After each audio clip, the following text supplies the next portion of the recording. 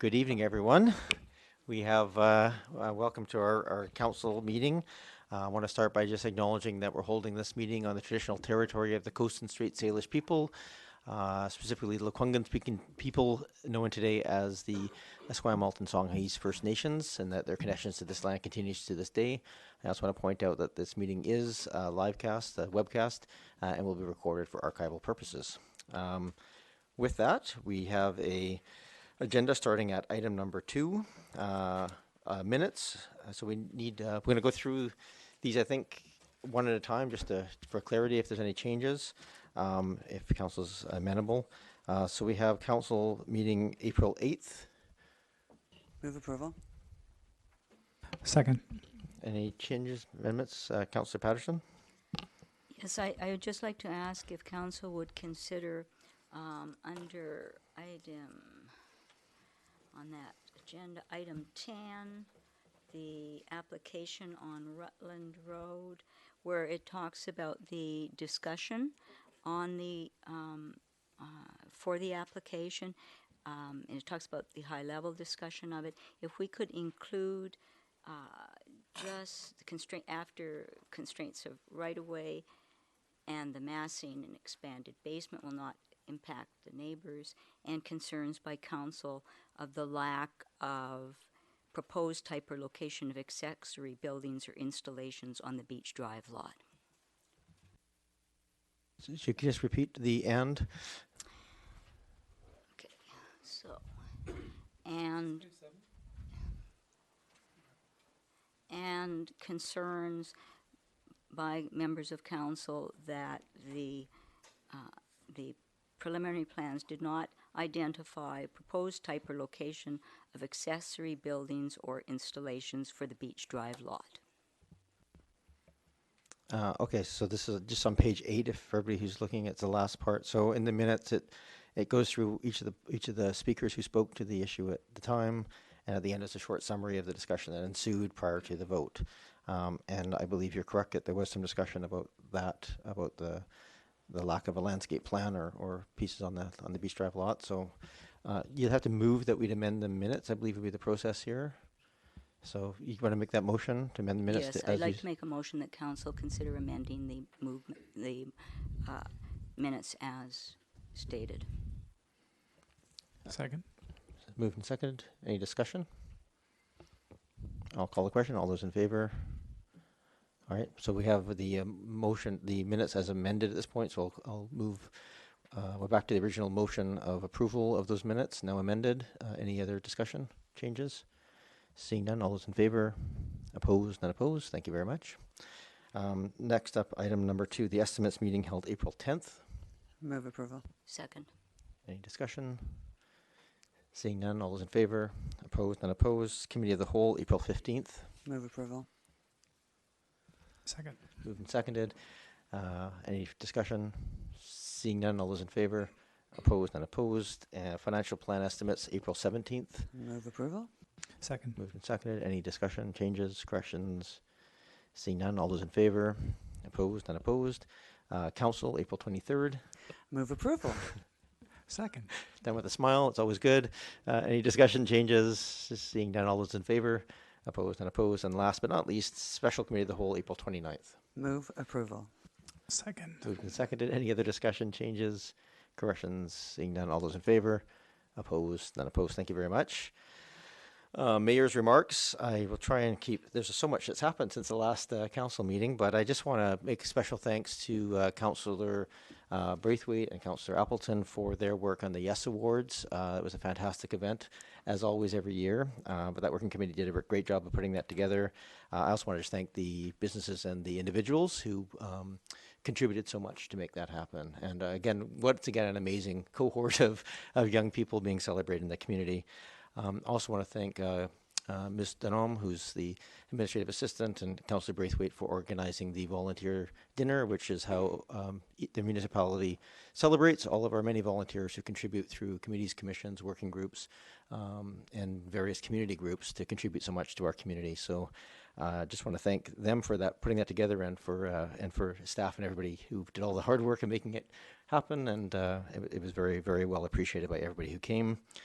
I also just want to throw out my thanks to the Parks and Rec staff and the Protective Services staff who did such a great job on the, there was a significant protest event in Windsor Park, and they did a fantastic job of managing that.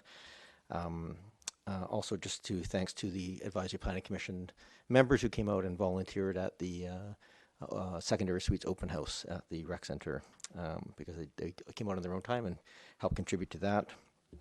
Also want to just acknowledge and thank the Honorable Lisa Baer, who came out and did a announcement of some new funding and some longer term funding for the arts, and chose to do it inside of Oak Bay. And we do appreciate both that support financially, but also just recognizing a lot of work that's gone on in this community to support the arts. And last but not least, I had the pleasure of helping host the Monterey Volunteer Dinner the other night. And I just want to acknowledge all the hundreds of people who put in hundreds of hours to that organization that really makes all those activities work and creates a much better quality of life and social connection for our community and in fact, the region. That's it, my comments for the day. And on to item number 4, public participation period. And for those of you who are new, we have at the beginning of this meeting the opportunity for members of the public to come forward and address council on any item that they see fit to do so. The procedures program, just come forward and state your name and municipality of residence. Each person has up to 3 minutes to speak, and we have a total of 20 minutes allocated for this portion of the meeting. Yes, hello, Your Honor and council members. My name is John. Can you just push the button on the microphone and that kicks it off? There we go. One Thank you more very much. time. Hello, Your Honor and members of council. My name is John Tiffany. I live at 1536 York Place. Some of us neighbors of the Quest development at 2326 Oak Bay Avenue would like to briefly discuss our objections to the current 2019 proposal by Large & Company for that lot. This is the third time before council for Large's Quest. This latest version changes only with some structures removed from the roof. The roof line is unchanged. It remains 15.5 feet higher than the adjoining building. Although some effort has been made in the new proposal to mitigate harm to the iconic Gary oak tree next door by removing 4 underground parking spots, the best the Large & Company arborists could say is that this could, quote, potentially save the tree, unquote. The rendition of Quest 3 is almost identical to Quest 1. It is the same basic building. The problem with this building is, and always has been, it's just too massive for the lot. This is not NIMBYism.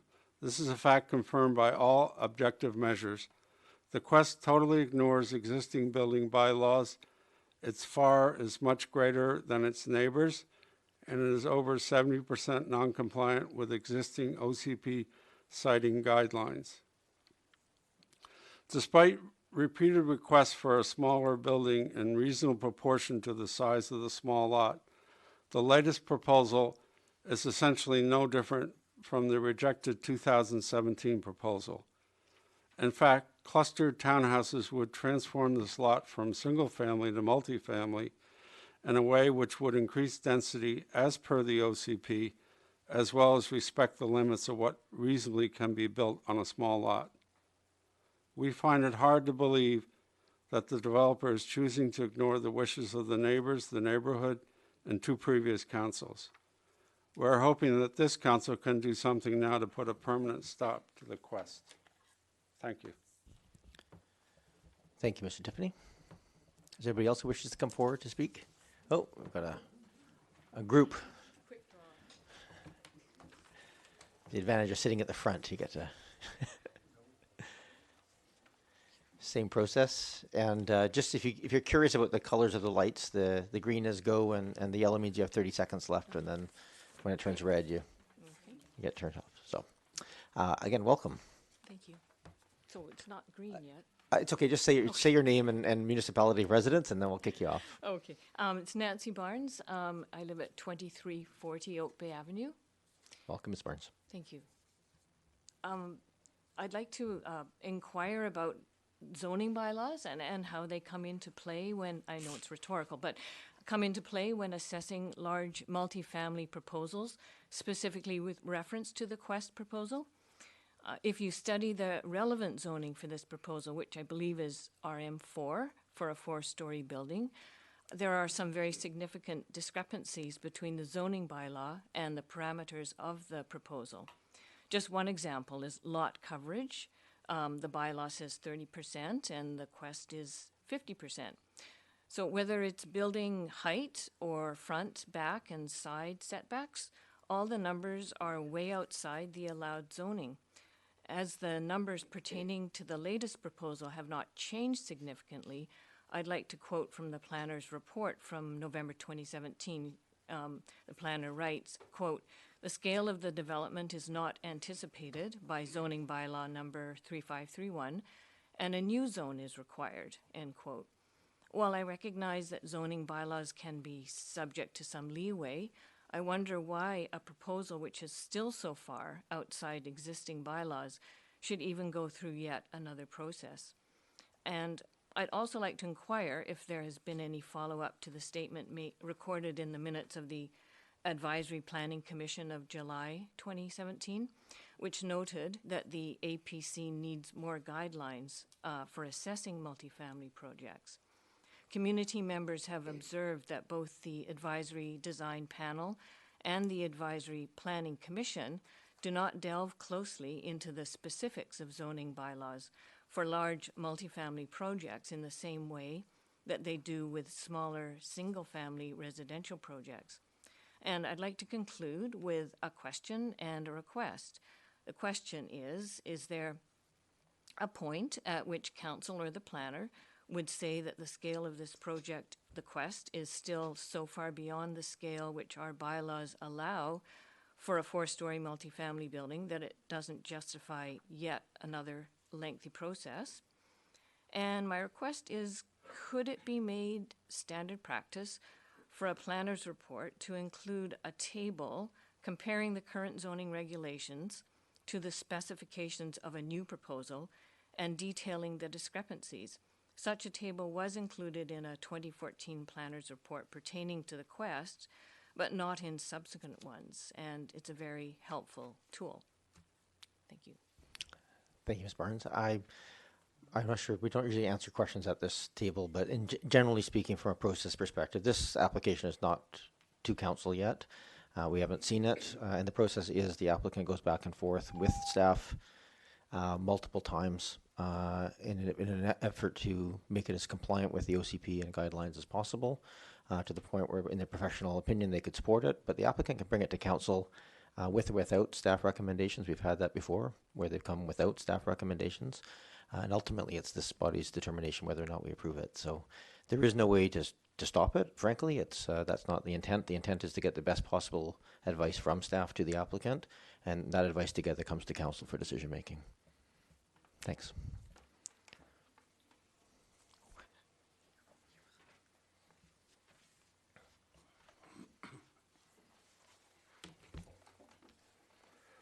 Good evening. Graham Ross, Oak Bay. This is pursuant to the review that I believe is on its underway for the commissions and committees. I am recommending 4 conditions for membership on commissions and committees. The first one is commitment to the community. Must be an Oak Bay resident. Oak Bay is richly endowed with residents who have demonstrated a vested interest in the community. It's not necessary to go outside to find qualified candidates. Adding value. Must demonstrate knowledge and understanding of Oak Bay's governance. Conflict avoidance. To assure recusals when appropriate, candidates must be willing to have their appointments announced publicly, including their occupation and employer if applicable. Renewal of membership. When a member's term is up and renewal is desired, an application must be resubmitted. Given the realignment of municipal objectives as established in the last election, this could be a one-time only requirement.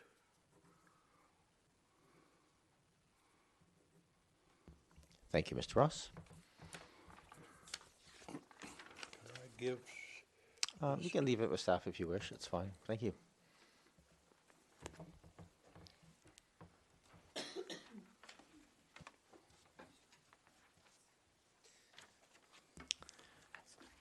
Hello and welcome. Good evening. Thank you very much. My name is Steve Murphy. I live with my wife at 786 Island Road. We've lived there since 1978. I'm here tonight to ask Mayor and Council and your Public Works and Engineering staff to seriously consider the needs of Island Road when deciding how to apportion the $698,000 you've set aside for road improvements for 2019.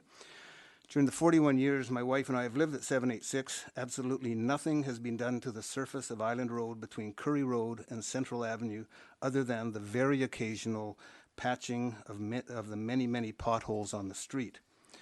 Currently, work is being done by Oak Bay Crews to replace the water main on Island Road. Needless to say, this has resulted in a further erosion of Island Road's already deplorable and very unsafe surface condition and mutilated many of the boulevards on the west side of the road. I see on tonight's agenda that Council will be voting to approve a contract to Island Paving Company to perform the asphalt requirements for this fiscal year. In her letter to Mayor and Council regarding the rewarding of the contract to Island Paving, the Deputy Director of Financial Services makes 2 points that are of interest to me. First, she states, the Superintendent of Public Works, in conjunction with the district's engineering staff, will identify priority areas taken from the road condition assessments and priorities captured in the Pavement Management Program studies. And second, concrete curb and gutter, sidewalks, and this is the important part to me, asphalt patching replacement associated with Oak Bay's 2019 underground infrastructure capital projects will also be completed. My great concern here is that after the work on the water main replacement is completed, Island Road's surface will get a patch job rather than receiving a much-needed and long overdue total resurfacing. Surely after all these years, Island Road deserves more consideration than it has previously received. I sincerely hope the Superintendent of Public Works, in conjunction with the district's engineering staff, will take a very careful look at Island Road and include it as a priority in their list of roads that desperately need upgrading and not take the default position of merely putting an asphalt Band-Aid over an already unsafe and deteriorated road surface. Thank you very much. Thank you, Mr. Murphy. Just for the record, you're not alone in needing some pretty desperate paving, but thank you for coming forward and Just raising one it more with us. squeaky wheel Yeah, no, it's great. on a Thank very you. poor surface.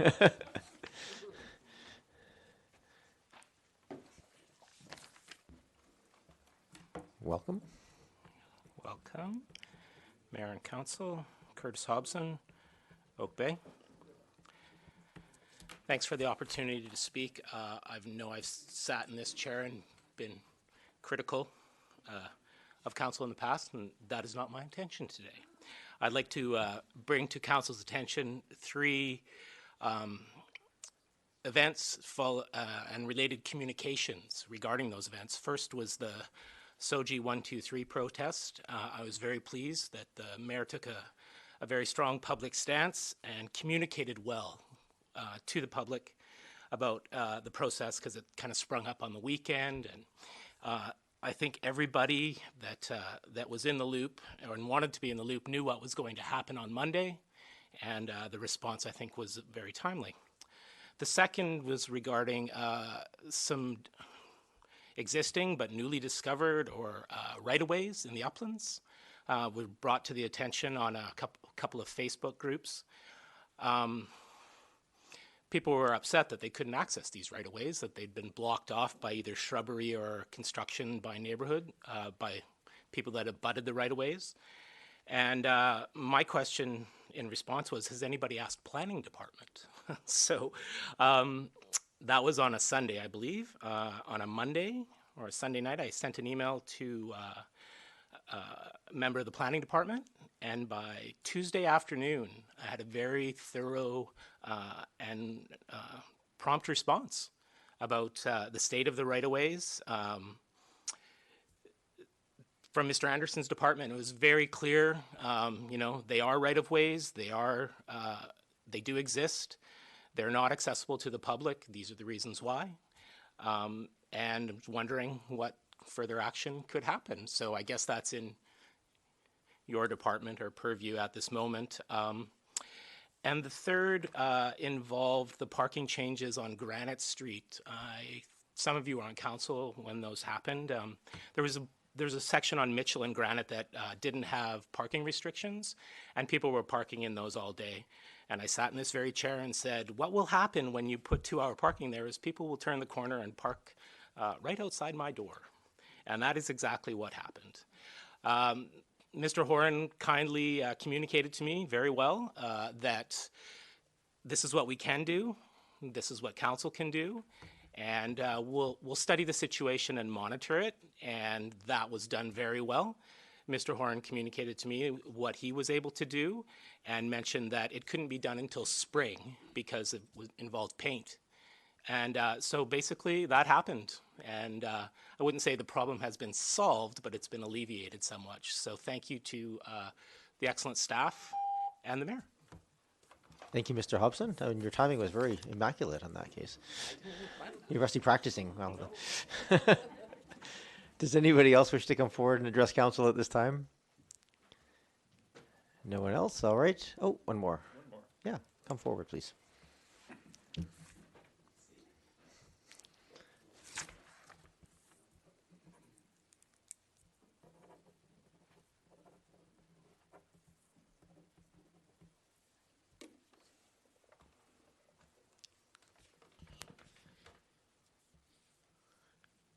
Good evening. Good evening, Mr. Mayor and members of council. My name is Ron Knoll. I reside at 2340 Oak Bay Avenue. I am here to speak about the latest Quest proposal. The developer claims it is a 4-story building on a lot between 2 other 4-story buildings, implying that it fits into the neighborhood. Many members of the community reject this development as simply too massive a building for a small infill lot in a transition area. So who is correct? The best objective test is to determine if a building fits into a neighborhood is the floor area ratio, the FAR. The OCP recognizes the importance of this ratio and describes it in detail. It is simply a way to measure the mass of a building in relation to the size of the lot. The existing bylaw states a FAR of 1, appropriately protecting the existing neighborhood. The Clive was characterized by many as too massive. However, it is on a corner lot with streets on 2 sides, a commercial building to the west and only 1 adjoining residence to the north. To protect this residence, the roof line was dropped on the north side. The FAR of the Clive is 1.4. Going down Oak Bay Avenue to the Newport building on the lot adjoining the Quest lot on the west side, it has a FAR of 1.19. It is a 4-story building on a 20,160 square foot lot with surface parking. York House, which adjoins the Quest lot to the east, has a FAR of 1.0. It occupies a corner lot of 14,400 square feet and also has surface parking. The Quest claims a FAR of 1.8. The lot is about 10,600 square feet. The Quest FAR would be about 30% greater than the Clive, which is on a corner lot, not in a transition area. It would be over 40% more massive than the buildings on either side. These numbers speak for themselves. It is not an opinion, but a fact, that the Quest does not fit into this neighborhood. The reason is obvious. It is simply too massive a building for a small infill lot. Thank you very much. Thank you, Mr. Knoll. We have time for one more, if they're very quick. We have about a minute and a half left in our time allocation slot here at our procedures bylaw. Is there anybody else who wishes to come forward and say a quick word? I don't see anybody else. So thank you very much, everybody who came forward to speak to us tonight. I don't think we even have a timeline at this point for the Quest to come forward, but it's good to hear from people at all times. Next up, we have the South Island Prosperity Partnership. I'll get used to saying that, partnership instead of project. And we have a couple of people coming forward to speak. I'll just let you introduce yourself. And welcome. Thank you. Nice to be back. We're going to take turns here. But I'm Bruce Williams. I'm the interim CEO of the South Island Prosperity Partnership. And my colleague Dallas Gislason is here. He is our Director of Economic Development. So we just wanted to give you a quick update on where we're at with the organization. Thank you for your continued support of what we do. And we have kind of an exciting day coming up tomorrow that I will talk with you about once we figure out the technology here. Look at that. So we're going to give you a little bit of background on the organization. Some of you are new to council since the last time we were here, but just as a bit of an update for all of you, what am I going to hit here? Space bar spot. Look at that again. So we'll give you a little historic context on the organization, our progress to date, and of course, where we're going next is what everybody's concerned about. And we're going to straighten that out for you tonight too. So April of 2016, 10 municipalities as a region and a region-wide collaborative approach came together to talk about economic development with these goals in mind: a future of jobs, as in clean jobs, high-paying jobs. We're very much engaged with the First Nations economic development model here. We're helping to move that forward as quickly as possible and as successfully as possible. And of course, the always important means of increasing provincial and federal government funding to this region to bring some of our tax dollars back to the region, which have gone elsewhere. Oak Bay has been very involved from the very beginning, and we appreciate that. I want to give a shout out to former Councillor Tom Croft, who was a representative and did a great job. And of course, Nils Jensen, when he was mayor and the CRD chair, was a big part in helping us get off the ground. So thank you to them for their ongoing support, and to you, Mayor Murdoch, for your current involvement, and to Councillor Braithwaite, who will be the alternate to South Island Prosperity. If I'm going to read something for you right now, this comes directly from our website. Our goal is to be diversifying and strengthening the regional economy, promoting better employment opportunities and increased quality of life for the citizens of this region. We're here to provide support for entrepreneurs and business to increase their ability to prosper and create jobs. We want to maximize federal and provincial funding for regional economic development. We will be collaborating with the initiatives and activities of regional trade associations and municipal economic development, and raising the profile of southern Vancouver Island as a location of choice for new businesses. And of course, Oak Bay is home to many of the business owners and senior management people in a lot of the major companies and corporations in the region. So that is why we also appreciate the support we have with you. So we may have 13 distinct municipal governments and 10 First Nations, but we only have one economy. Think of how many municipalities you travel through in the course of a week or a day, or sometimes even an hour, depending on how long you're stuck in traffic. But this is an indication here. 8 large employers were surveyed by the location of their office and where their employees live, that determined by the first 3 digits of their postal code. So that's our economy. That's what happens. We move around from point A to point B for social reasons, for children reasons, for employment, for whatever it might be. That is why we have one economy in this region. We've had terrific progress to date since we got started up. We started off with 29 members. We are now at 54 is the number that we're at. I just want to add one to this logo mixture here. We had a little technical problem.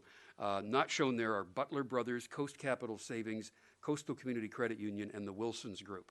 Some of the most recent additions you'll notice on the bottom right corner include the Oak Bay Marine Group, Hoole Electric has just joined us, the Greater Victoria Public Library, the Malahat Nation, C-SPAN, and the Chianu First Nations are with us now too. So we have 7 of the 10 nations, and we are in conversations with the others to join us too.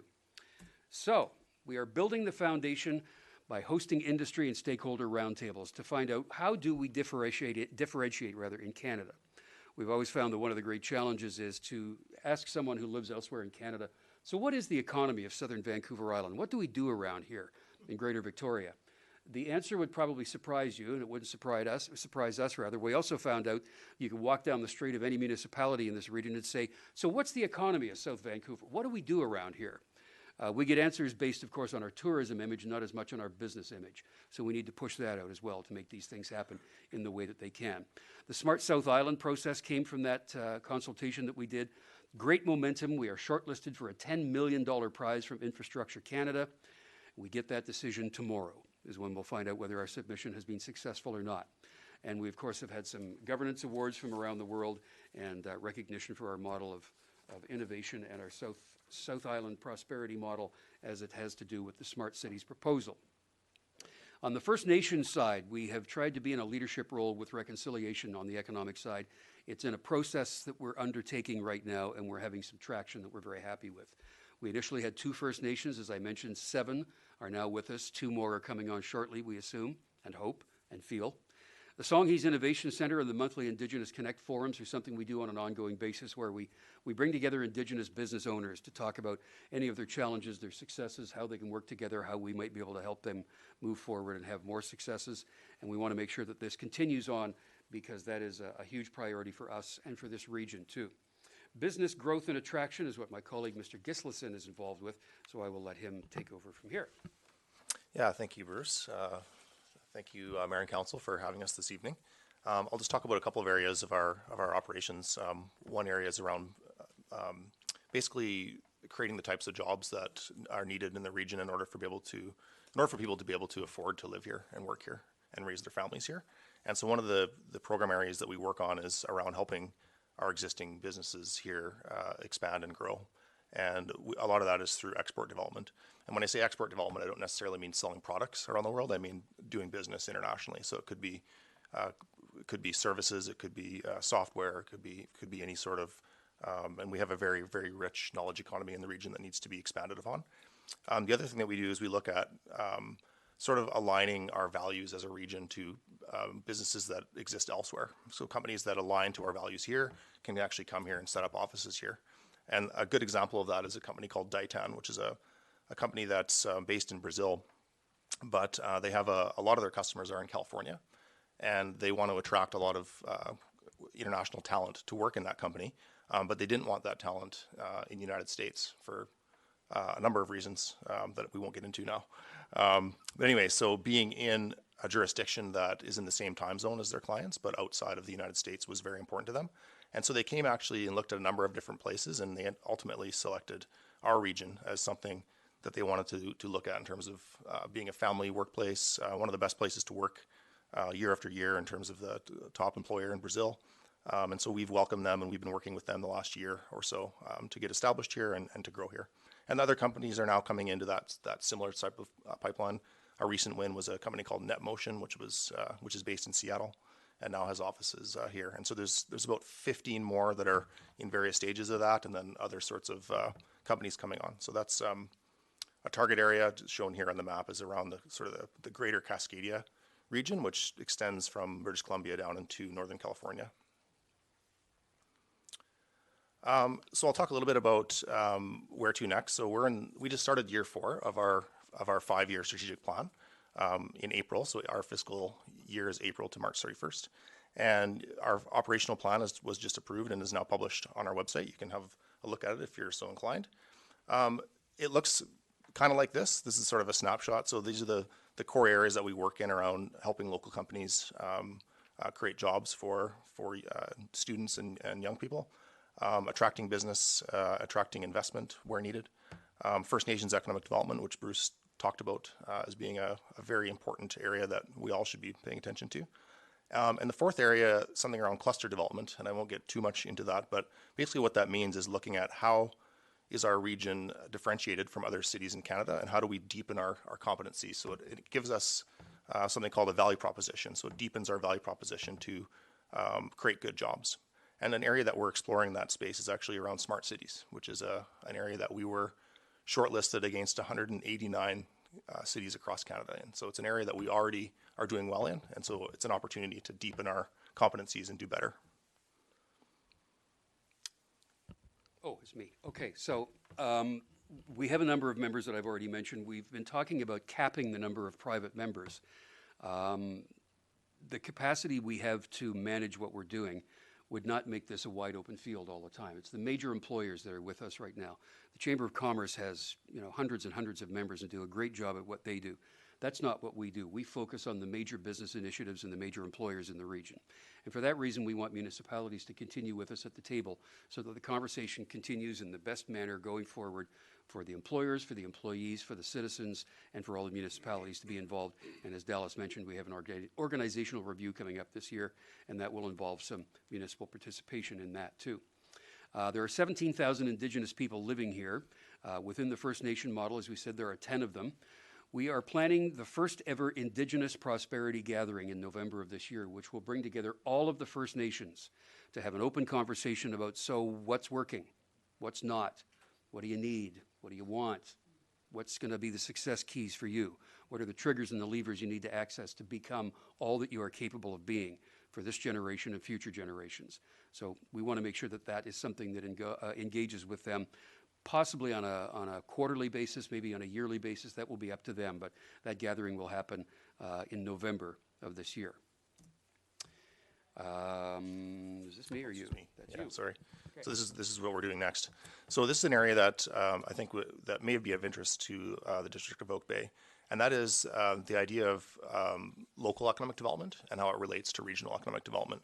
So we're designing a pilot project this year with the Township of Esquimalt, in consultation with the City of Colwood and the District of Saanich, which will ultimately develop what we're calling a playbook for local economic development. So that's really aligning the local values of each individual municipality and figuring out how it aligns in the best, most efficient and effective way at the regional level, and vice versa.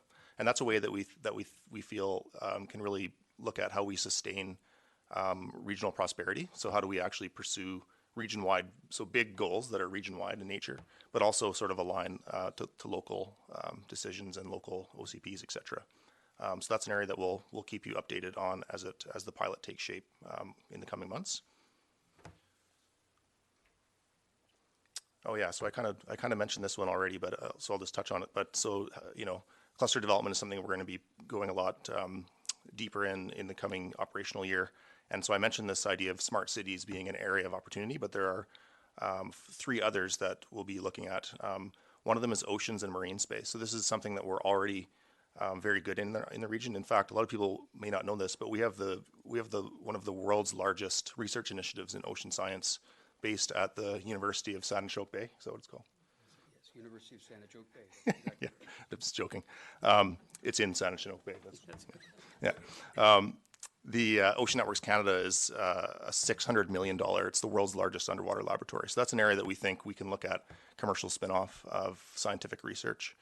The other one is value-added agriculture. So a lot of municipal partners of ours talk about the need for food security.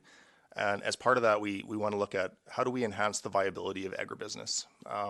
So there's a number of conversations happening about how we do that. So because as you may guess, the land in this region is expensive. So it's a different proposition doing agriculture business in this part of the world than it is where I grew up, which is in Saskatchewan. So it's a totally different style of, different business model, I should say. And the fourth area is around cultural industries. And this sort of recognizes the many different lifestyle entrepreneurs, including here in Oak Bay, people who work from home, but also expanding that into, sort of what's our unique West Coast value system that creates entrepreneurs, right? So people want to move here because they value life first instead of money first. So that's something we want to try and exploit that. We want to attract the right people that align to our values. And part of that as well is around First Nations culture. There's a lot of opportunity for First Nations and Indigenous-owned businesses to thrive here, and we want to play a role in attracting investment and attracting partners and joint venture opportunities for them to succeed. So thank you. Thank you for your time tonight, for your support to date, for all that you've done to help us achieve the successes that we have so far.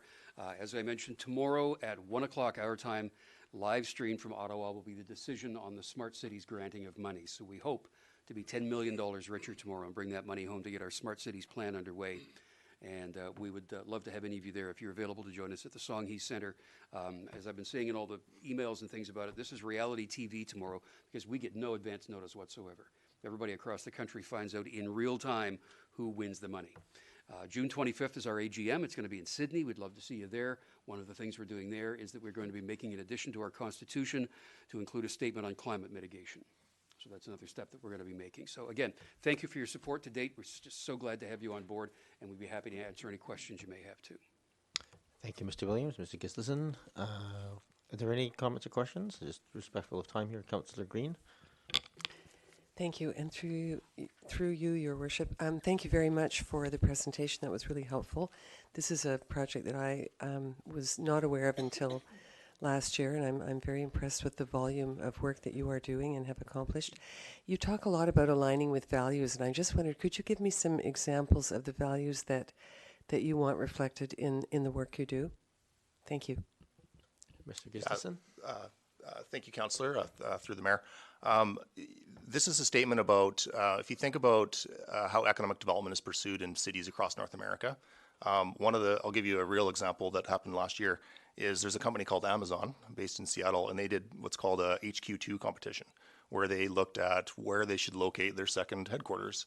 And they made all of these economic development, and by extension, city governments basically jump through hoops in order to play this race to the bottom, I call it, where they wanted to get the greatest tax incentive to locate in whatever state. And so you saw cities like Chicago and Boston and New Jersey handing out massive tax incentives, including income tax reductions, where the income tax paid by the employees would go back to the owners of Amazon, to the shareholders of Amazon.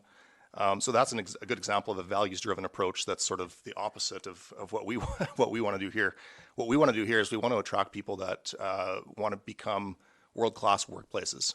And so I use the Ditan example as a description of that, because they said we want to attract people that are going to stay in our company for 10, 15, 20 years and do good work. And at the end of the day, they're going to go home to their families or maybe go kayaking or stand up paddleboarding after work. And so that's what I really mean when I say values. It's people that recognize that sort of the triple bottom line of doing business. And I think our region has many, many examples of that. And that's what we want to, that's where we see a good value proposition, a good position for our region. Daytan is also a company with very strong family values, and the quality of life is why they're here. And the fact that their roots are in Brazil means that our soccer skills will go up significantly in this community. Yeah. We're okay with that too. Thank you. Councillor Braithwaite? Thank you. I think that if I recall, the very first meeting was at Interurban. That's right. About That's correct. 5 years ago, 6 years ago? 4.5 years ago. 4.5 years ago. Yeah. And I remember being there and thinking, what a great idea at that time. And it just, to see how it's grown since then is pretty amazing. I thank you very much for the presentation. There's some great things in there. I'm looking forward to tomorrow, to the announcement tomorrow. It'll be very interesting. But I do want to just make a comment, and that is, when I look at your website, and I pulled a little bit of something off, and it was talking about bolstering the region's economic and social prosperity, and it talks about the creation of high-quality household-sustaining jobs so that more families can afford to live, work, and build a life here. And to me, that's so important, and probably to many other in this room as well. I have a daughter who doesn't live here. She lives in the States because she has a good job down there and can get paid a good amount of money. But to move back here, she'd have to take a big cut in pay. But by doing things like this to try and bring organizations and companies here that can offer her a job where she can then afford to live, work, and play here is a great thing. So I'm thrilled with everything that you guys are doing, and I'm really, as I said, looking forward to the announcement tomorrow. So thank you very much for all of that. Thank you. One of the more colloquial things that we often say is that the bottom line is we want your kids and grandchildren to come home for dinner on Sunday night. That's a pretty good outcome. There we go. I don't see any other questions here at this time. Thank you so much for the presentation. It was very informative, and yes, definitely looking forward to the announcement tomorrow. Thank you.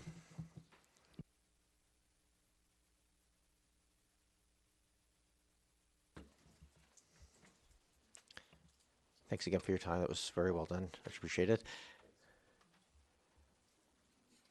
And moving on to item number 6, we have the Asphalt Resurfacing and Miscellaneous Concrete Program Tender Award. Mr. Brojik, it looked like you're looking at me like you want to speak, so I'll hand it over to you. Hi there, through you, Your Honor. As part of the District of Oak Bay's 2019 capital projects, the district will mill and overlay approximately 10,400 square meters at various locations and replace concrete curb and gutters and sidewalks.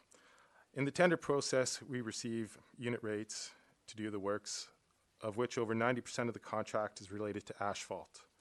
With the concrete unit rates, we compare them to internal rates and look at the scheduling, and if the contract rates benefit the district, then we go with those contract rates.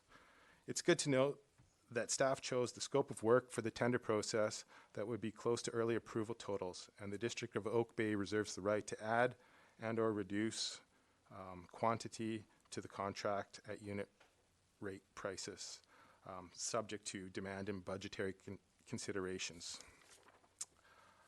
So after the tender for these services was posted, submissions were received from Capital City Paving and Island Asphalt, and staff evaluated each proposal and recommend that the contract be awarded to Island Asphalt as the lowest bidder.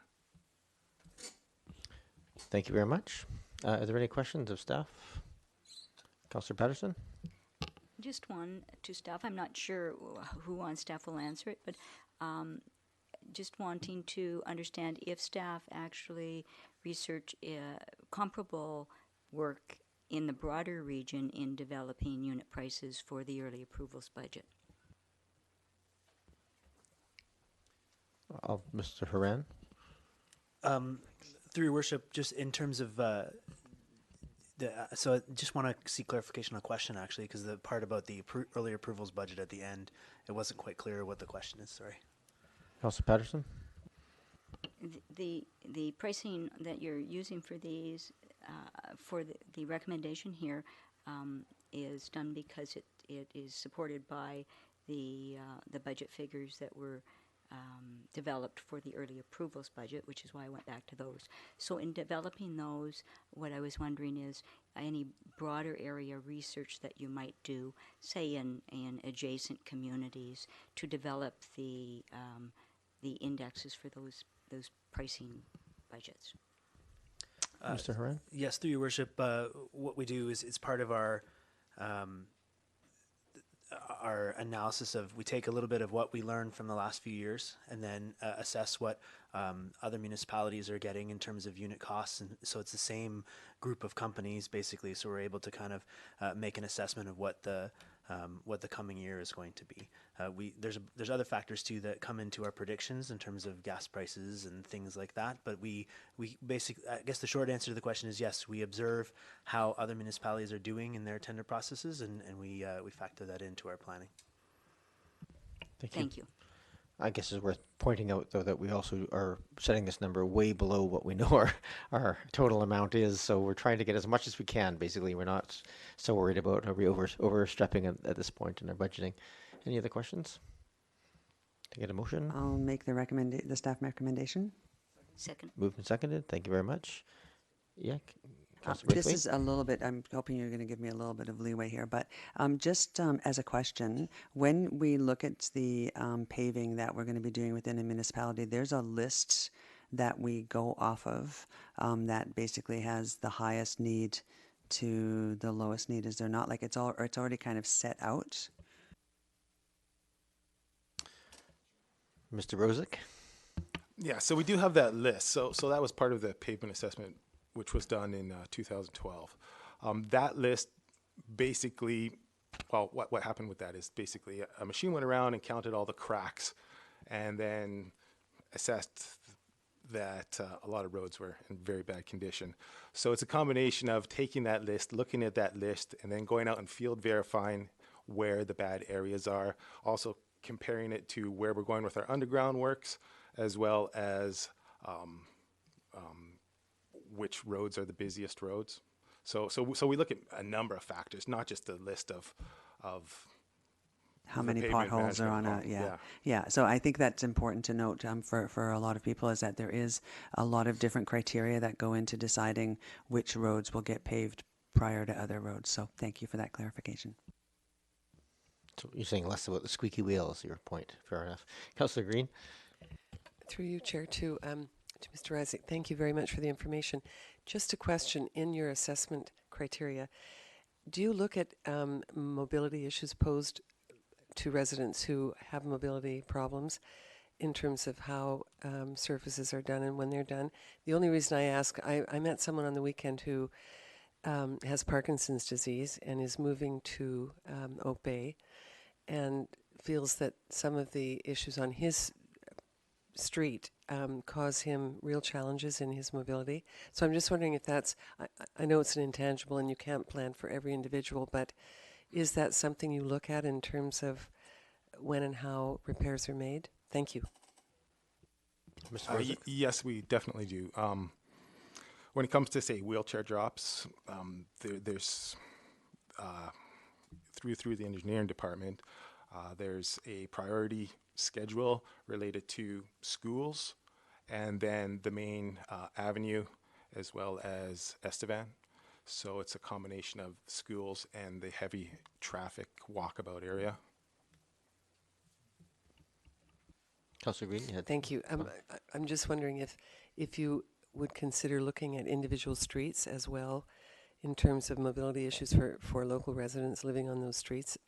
I know that's probably almost impossible, but would that be part of a wider consideration at some point, do you think? Thank you. Mr. Haran? I think the best answer to that question is for any resident in Oak Bay that would like to see some change. And the best thing for them to do is to communicate through to us, either come see us or send us a note or write a letter. And because sometimes there's issues that aren't on our radars, and sometimes we're well aware of them, and so we can connect with them and let them know where it fits in the priority, and definitely factor that into our planning. That's really helpful. Thank you very much. I'll just add my kudos to staff. That happened a few blocks from my house. There was a resident that had significant mobility issues, and there was no curb drops in that immediate vicinity that prevented that resident from getting to the avenue in a powered wheelchair. And the priority of those curb drops got bumped up somewhat to help account for that. So the staff are responsive in those cases. Thank you. Councillor Zelka. Thank you very much, Chair. I just wanted to give thanks to the staff. 7-8 years ago, when I was a stay-at-home dad with a young son, a young baby, that was when it became very apparent to me. Another good reason as to why we live in this absolute magical place, in that I was able to take advantage of these, I guess, wheelchair drops, you're calling them, with the stroller. So there wasn't any mobility issues when I had them, and it was very much appreciated. I'm glad to see that that's continuing. Thank you. All right. I see no other discussion. I'll call the question. All those in favor? Opposed? None opposed. Thank you very much to our engineering and public works staff for that. On to item number 7, assessment of local government interests in a regional foodland access program. This is a request given to us from the CRD, and I guess probably I'm in the best position to frame it real quickly. This came out of a couple of years of consideration and going out through various working groups.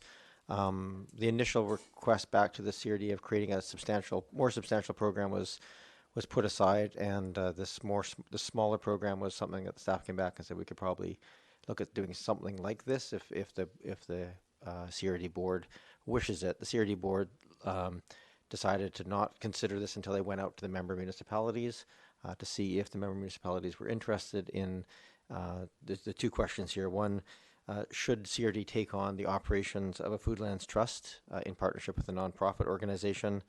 And then do we, as a municipality, have any lands that we would like to offer up to such farmland?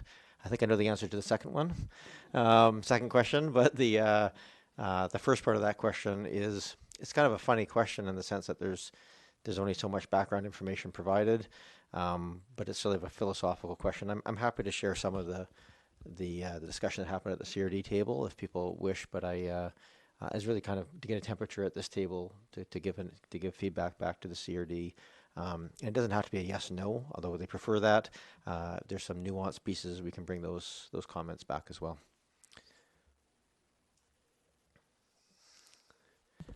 I'm not really sure. I mean, what exactly are they looking for us to write them a letter or to support this, or are we looking to just move receipt? I mean, my inclination is just to move receipt on this, but I would like to hear what everybody else has to say. Yeah, they have requested a response to it, so that is our piece. You can the response could be we have no opinion, if that's the desire of this table. But Councillor Green. Thank you.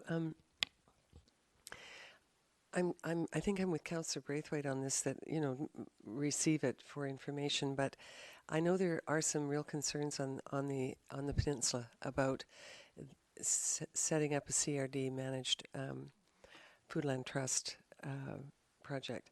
And I know that having worked in an agricultural community of sorts on the peninsula, I'm quite familiar with some of those issues.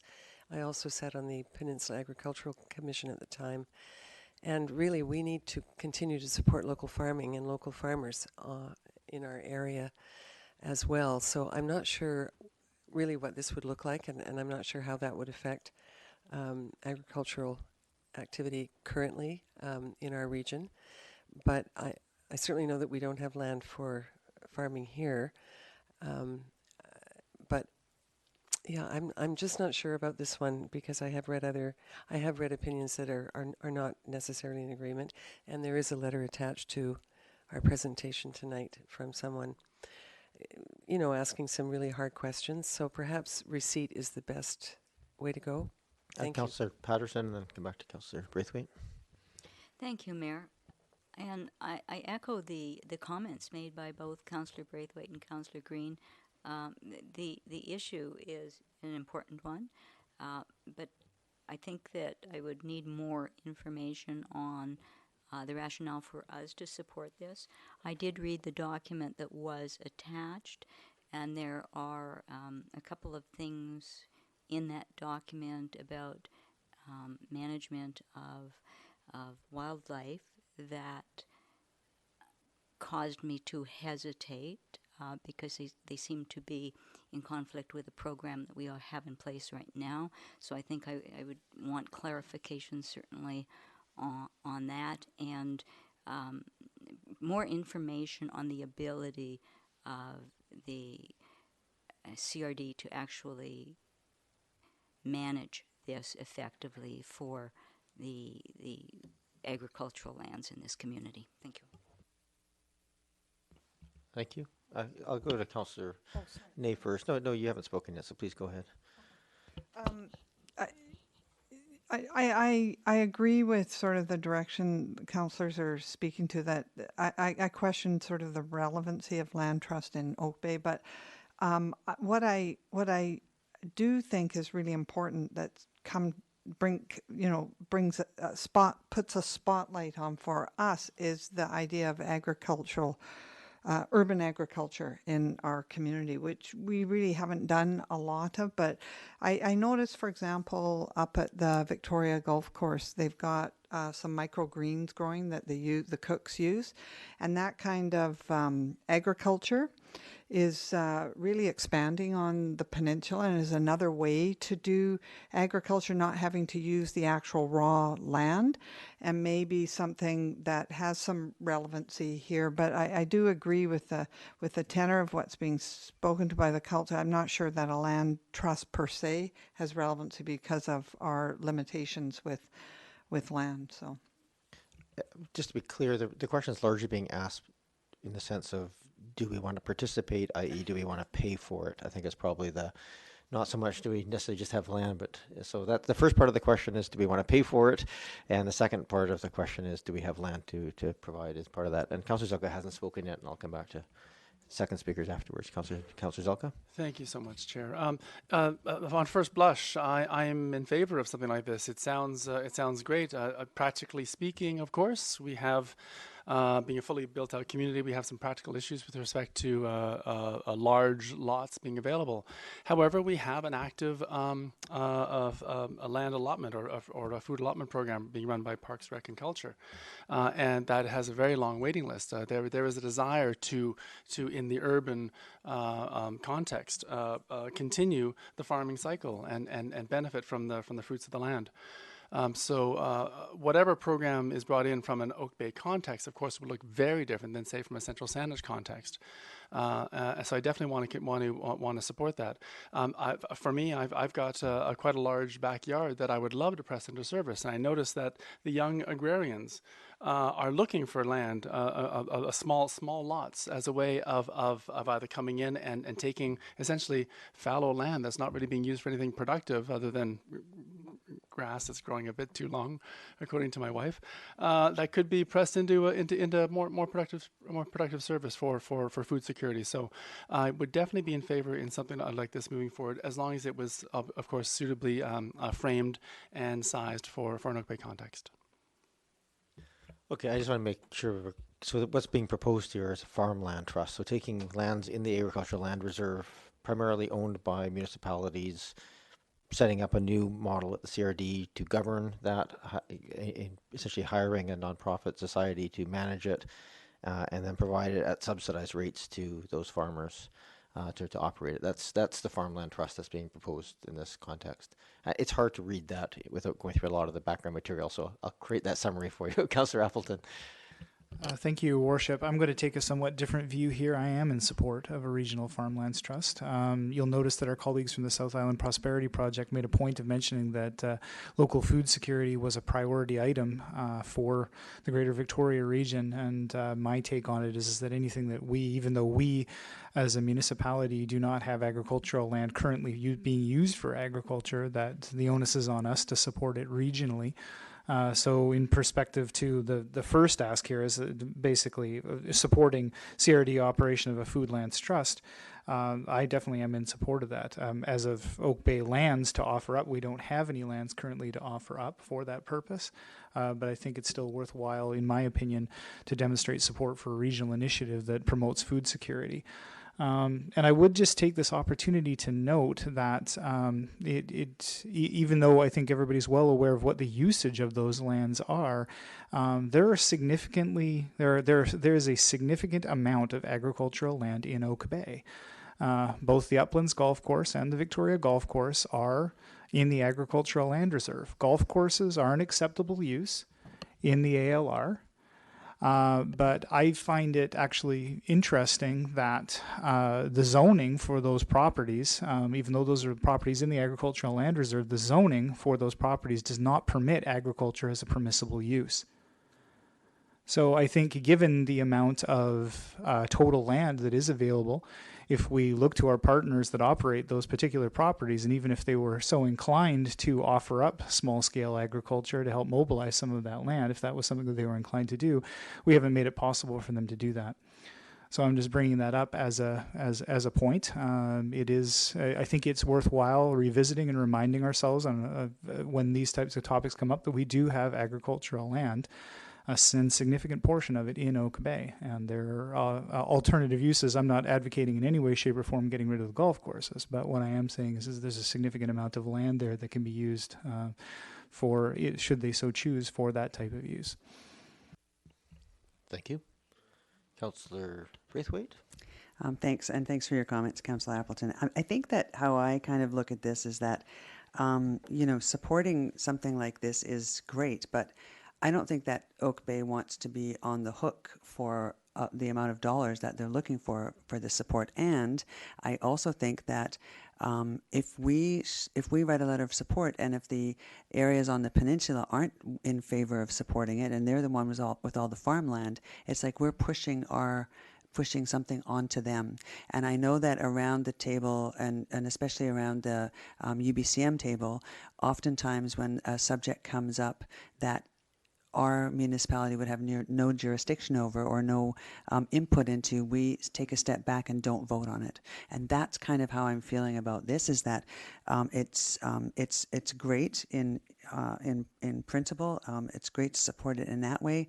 But as far as us being on board and being a part of that costing out for this, I don't think that is there's a part for us to play in that. So I would actually be much more supportive of writing a letter saying, thank you very much for your information, and we hope you can move forward with it within the municipalities that it affects.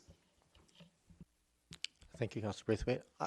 I'll add a couple of points here, because I think it's easy to get caught up in the big, wouldn't it be nice to have food security question, which I think we can all support.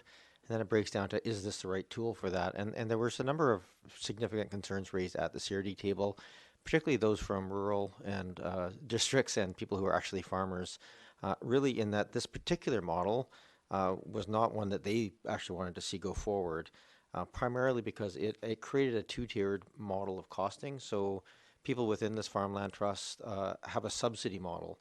So they saw the logic of having a Farmland Trust where the municipalities would provide leased land, so they wouldn't sit fallow, but they would be used for farming.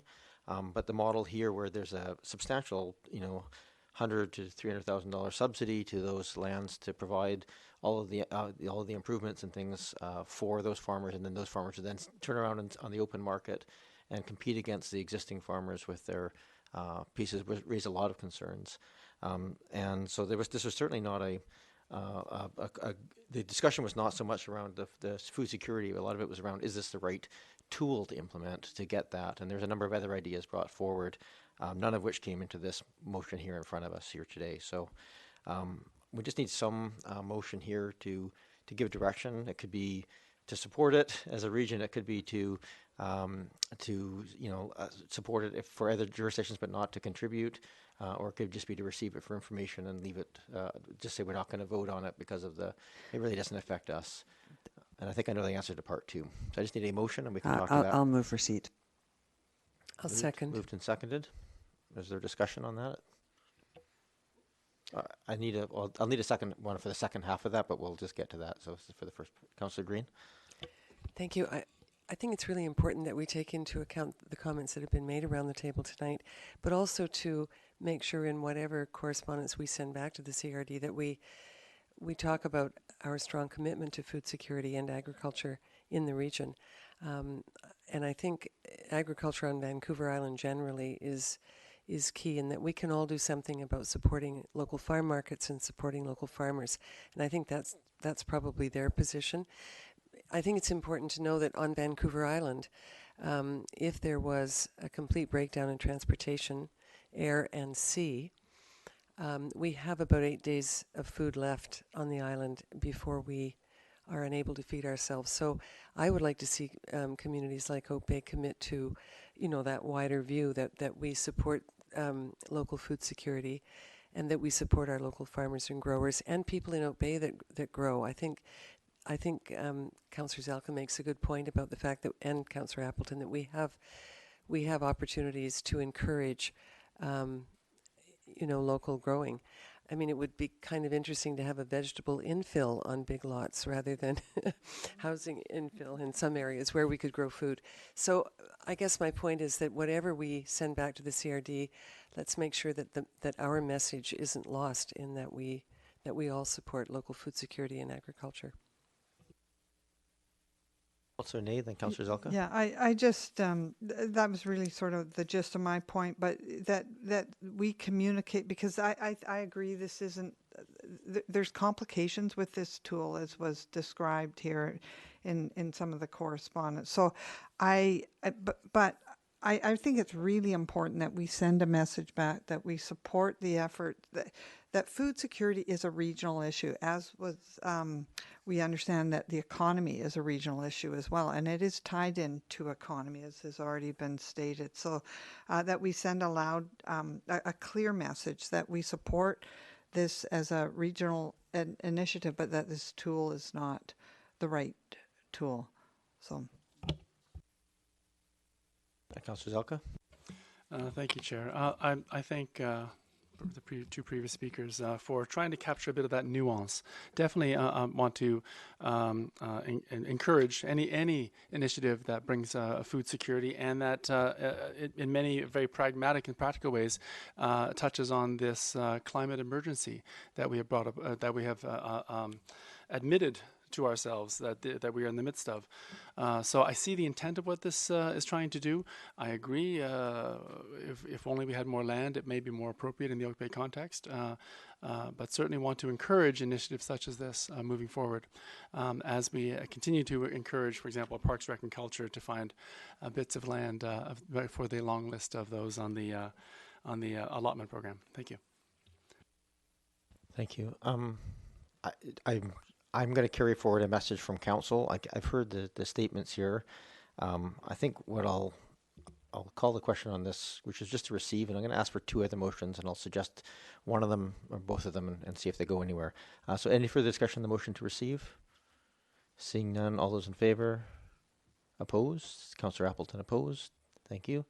I might, if there's a willingness to make, it might help me with my clarification of wording if we say something that be directed to convey that, well, Oak Bay supports the food security in the region. There's concern that the proposed Foodlands Trust is not the best tool available. I'll make that motion. Second. Does that make sense to people? It gives me a little bit more clarity. So we support the thing, but we're not convinced this is the right tool. Is that what I'm capturing from the conversation? If I may just say I'm not sure if it could be added, but and that we urge them to explore other more appropriate tools to meet that objective that's been stated in the report. I'm amenable to including that in my motion. Seconder, okay?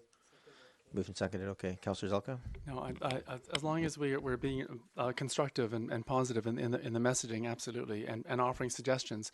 Those who are completely surrounded by the agricultural land reserve may not understand what's happening in South Oak Bay or what's happening maybe in James Bay, and just have a different perspective. So we obviously have a different context. So as long as we convey the support, and then find ways to adapt whatever solutions are out there that can potentially work for us. Councillor Appleton? Thank you, Worship. Could we further to that? Are we going to request that they? I don't know whether there's support around the table to ask that they come back and describe what the impact of the proposed model would be on Oak Bay. Like, are we looking for more detail from them as to what the particular influence on Oak Bay would be? I can tell you just because there's what they were able to provide was based on the numbers that they had initially for this project. It would be, they gave a dollar amount per household, about $2 a household for the project, for our portion of that to cover it if every municipality participated in it. They didn't get much more granular than that because it depends a lot on how much land is available, what comes back. That's really sort of the carrying cost of the, assuming that they're able to lease the land out at full value. And assuming that the cost of the management of it doesn't go up. So I don't think we could request a lot more at this point. For those, so everybody understands the process. This will go back. The CRD board will consider the feedback and what land is available, and they'll almost certainly go back to that steering committee board to take whatever feedback is given to work out some more details. But it probably won't come back here for that consideration. It'll either just go forward, or it'll go forward with changes, or it'll go back and come back with a different proposal. We're not making the decision here. We're just giving our feedback on the pieces. So we have a motion on the table. Any further discussion? All those in favor? Opposed? Councillor Appleton opposed. And I guess the other motion required is just to notify that we don't have any municipal land available for the use of a lands trust. I'll make that motion. Second. Moved and seconded. All right. All those in favor? Opposed? Not opposed. Thank you. Thank you, guys. That was great. That was interesting. The great joy of making decisions without enough information at hand. It's always a fun one.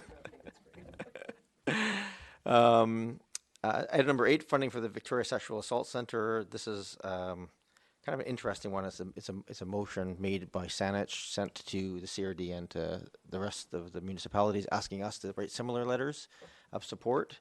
The only thing that's changed in between here is the province has committed to 2 years of funding, but it does not necessarily equate to long-term funding or specific full funding, which I think is what the original letter asked for. There was 2 motions made. If you read through it, some included a number of other people. Some of them just said to the province. And at this table, we can either just receive this for information, or this body can direct me to go do what you see fit. Councillor Green.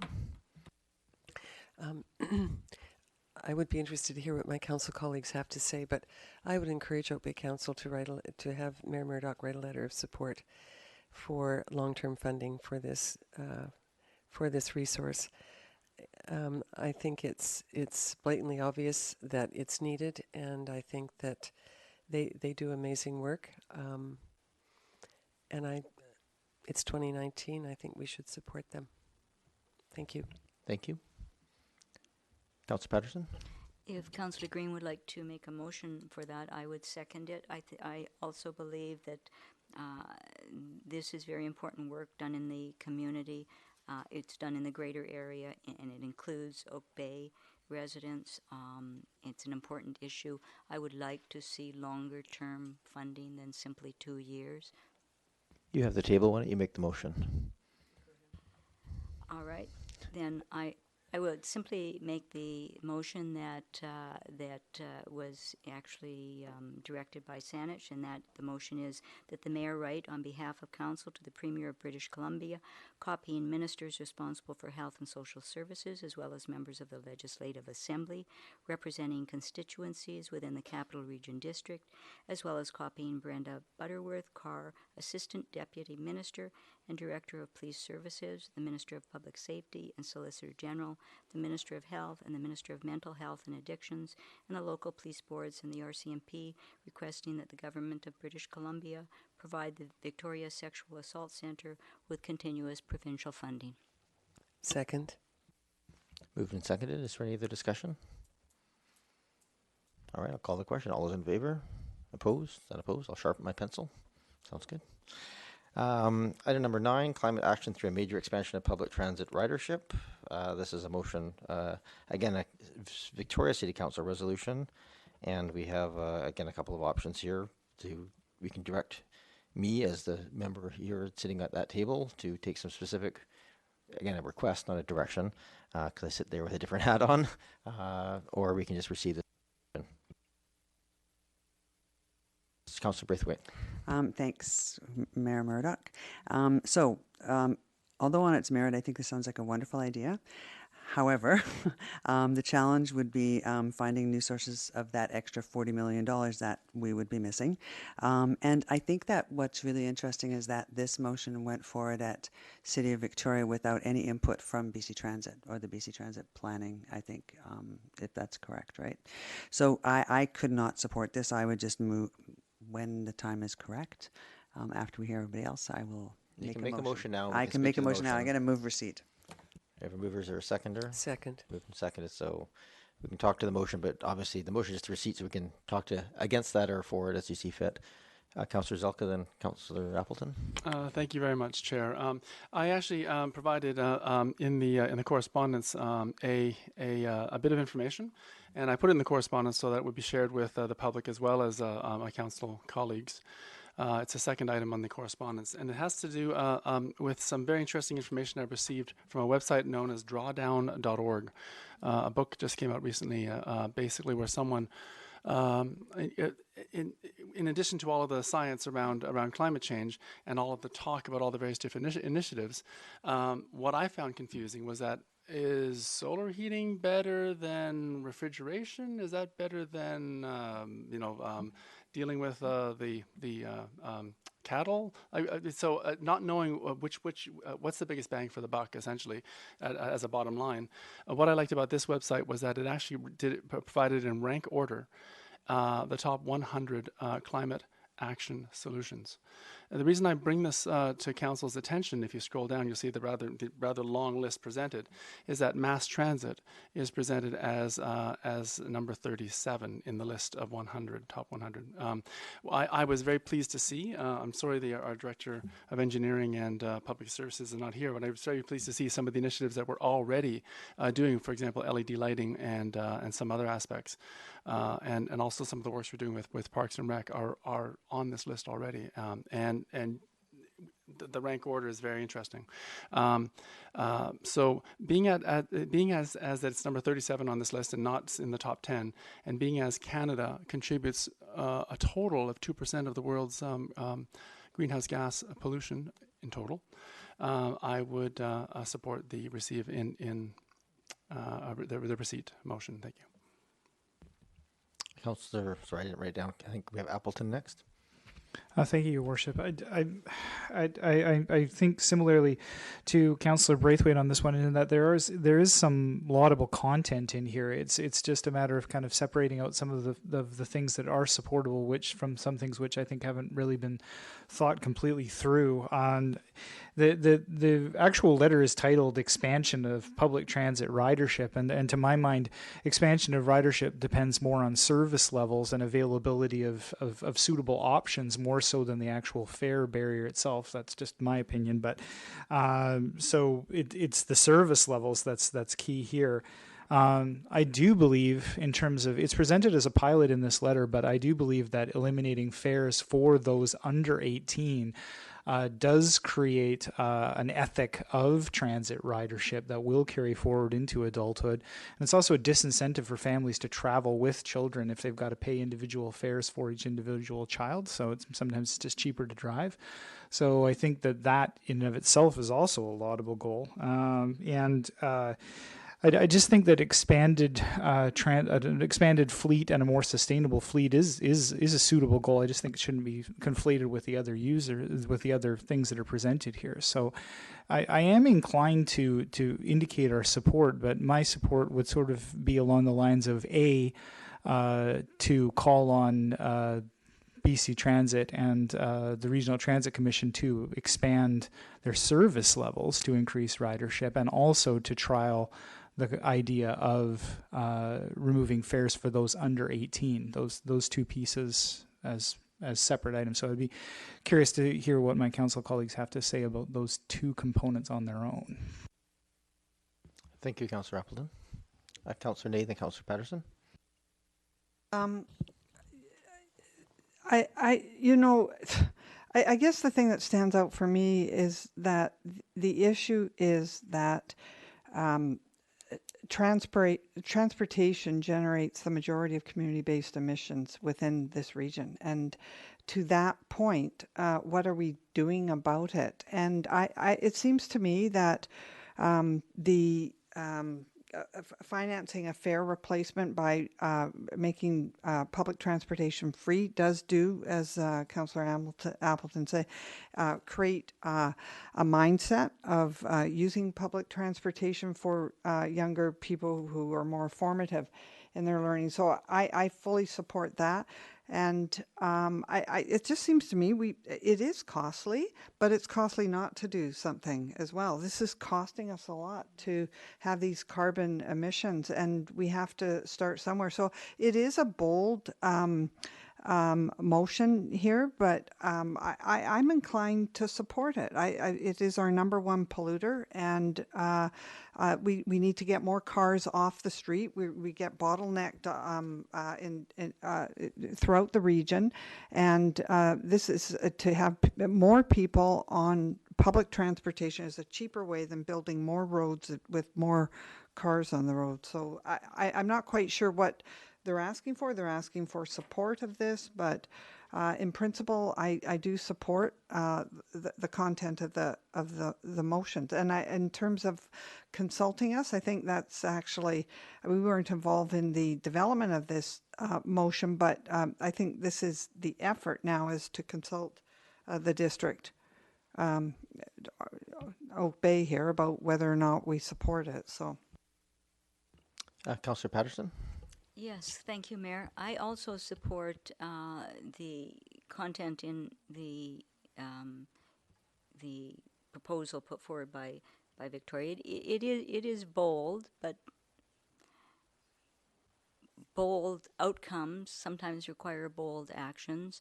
While I don't agree with all of it, I certainly do support the support for ridership that is under 18, because I believe that many trips that are carried out in vehicles are parents that are chauffeuring younger people around the community, when if the ridership was available to them, it would encourage them to use public transit and motivate them to live that lifestyle going forward.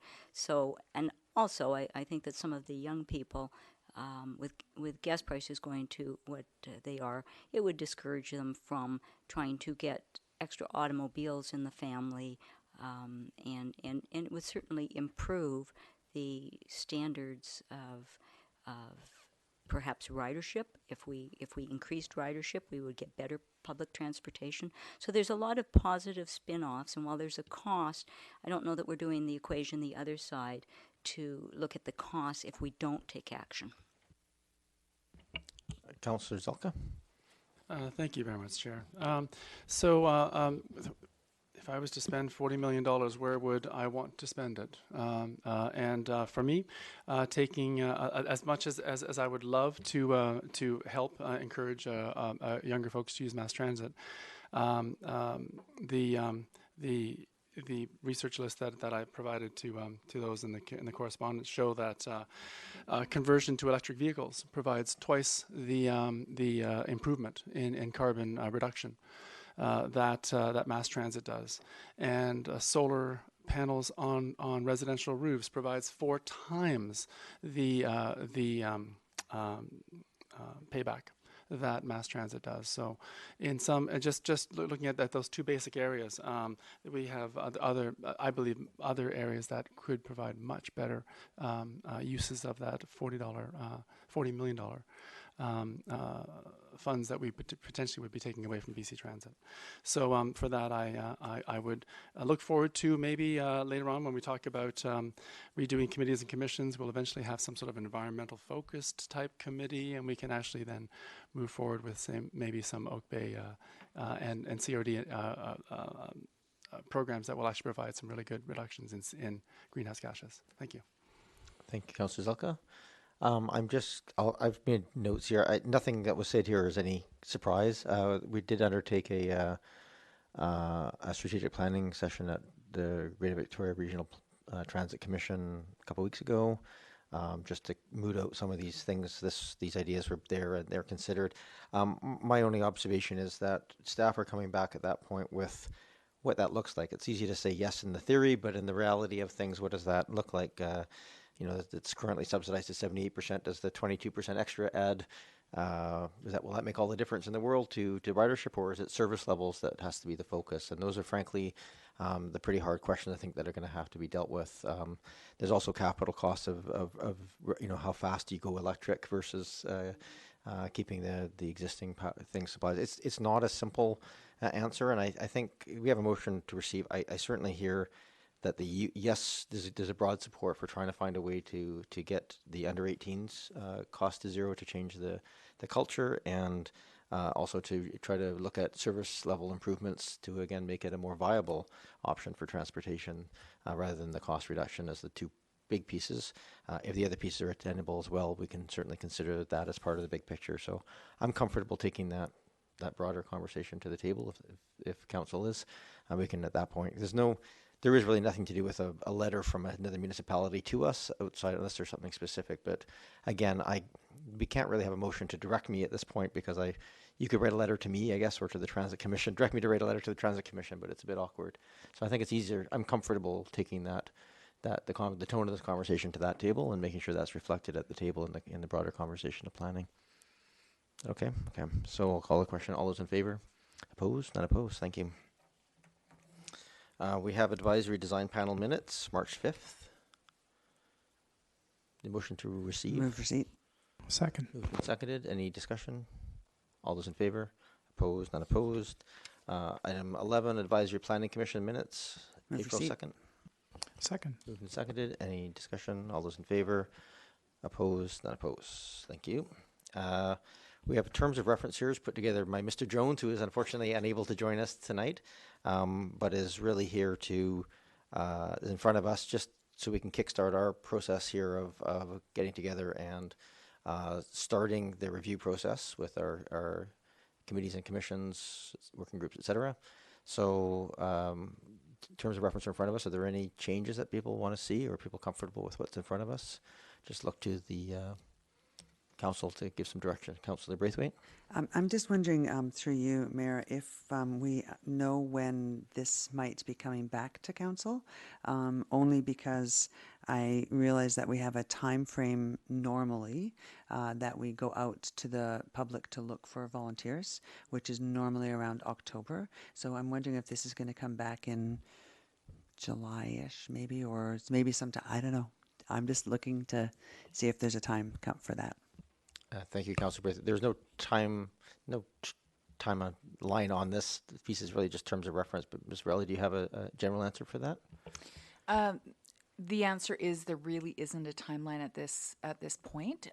This is could be a very large and unwieldy process. This will get us going on the background analysis, and I think we envision an iterative process with council going back and forth. And so this is really getting the baseline going. And I know if Mr. Jones was here, he'd add more because he will be running point on this. But right now, I can't offer you a timeline, Councillor. But if we're going to get out to the committees and commissions for feedback before the summer, we were looking to get this terms of reference approved and move that forward. Okay. Any other discussion? Councillor Zelka. Thank you very much, Chair. I sent a note through to staff preparing them for this question, and hopefully I can ask it in a reasonably short way. Coincidentally, with this initiative moving forward, the Grumpy Taxpayers put out a little newsletter. I don't know if anyone noticed it, having to do with the CRD reaching out to residents, trying to improve transparency. And I couldn't help but notice that in some ways this redo of the terms of reference is not only to make things more efficient, but also I think in some ways, as a fundamental way, to improve transparency and make it very clear sort of how decisions are made and how things move forward. And at the CRD level, one of the ways they're improving transparency is by dealing with all of those things that are in camera. That have to do with Rise and then a process for Rise and Report. No doubt, as a CRD member, I think Councillor Isaac and Councillor Loveday brought forward something about that. So I went back into Oak Bay's motions, and I see back in 2016 related to maybe a request that went to the ombudsperson. We actually have something that is waiting to be fulfilled. If I can get to it in my minutes here. Oh, sorry. Let me open this up here. There we go.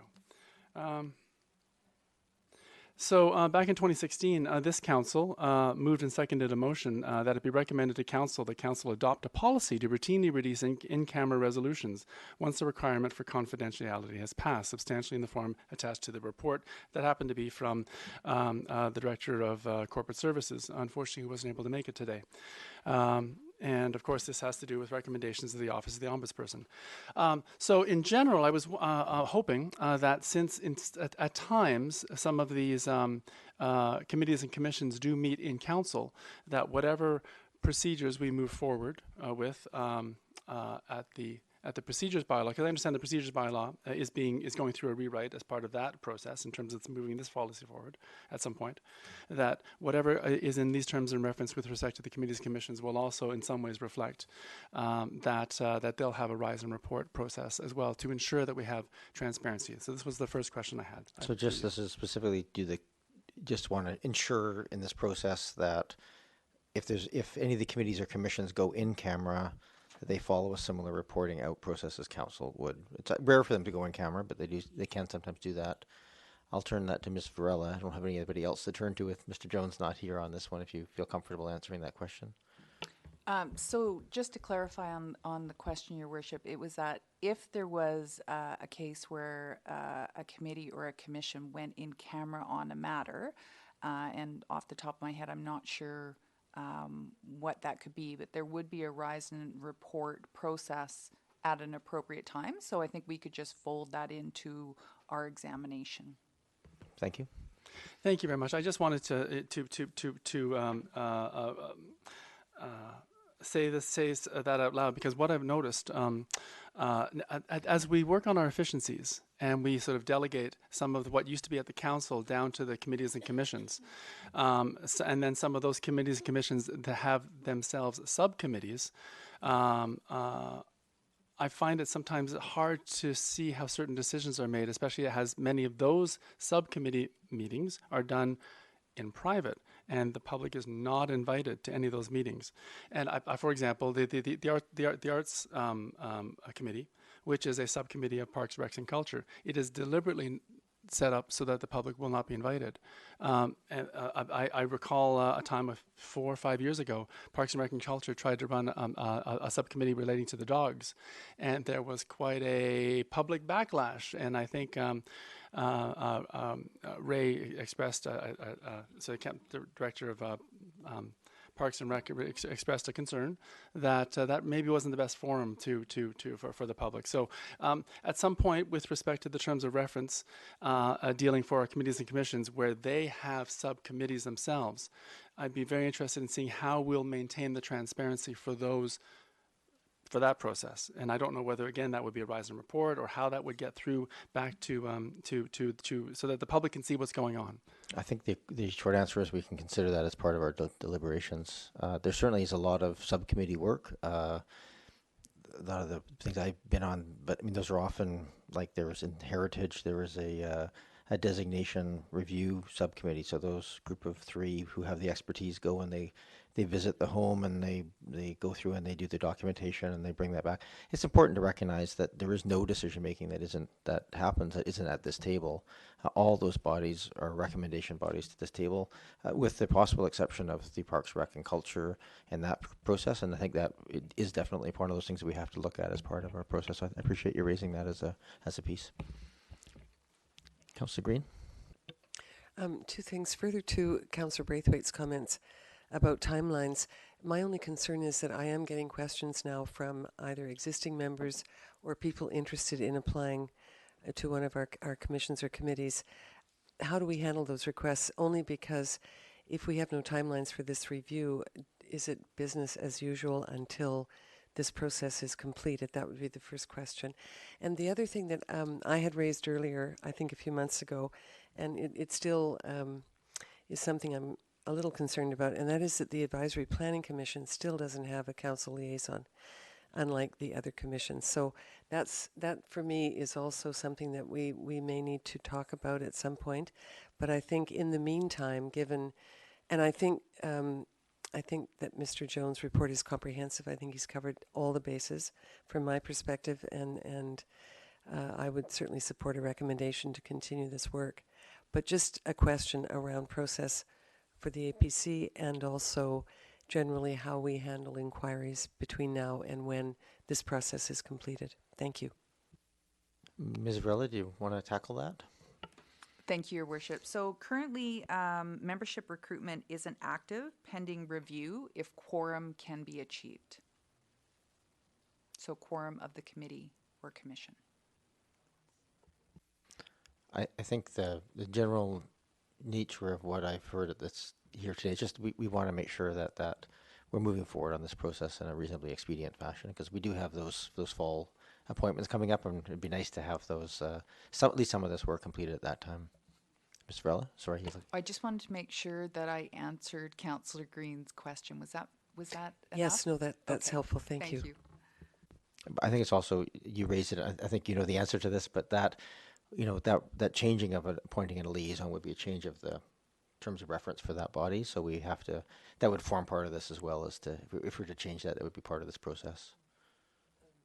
Thank you. That's helpful. That was my misunderstanding, and I just thought it was a very simple act that you would just merely appoint someone. So I didn't realize it would actually fundamentally change the terms of reference. Thank you for that information. Councillor Zelka. Thank you for the second opportunity to speak. I do notice that a small consulting budget is included in the financial plan. I'm glad to see that some money's been squirreled away and that we have approved that already. I'm just curious, how much is been approved? Thank you. I believe from Mr. Jones' indication that it is in the general consulting budget, and I'll confirm if this answer isn't correct, but $10,000. And the intention of the, is the intention for community engagement, or is it for hiring a consultant? I'm just curious. Thank you. The intention was to hire a consultant for additional support, because once we actually get back into the establishing bylaws, the terms of reference, things like that, there's some heavy lifting to be done. So thank you. Okay, thank you.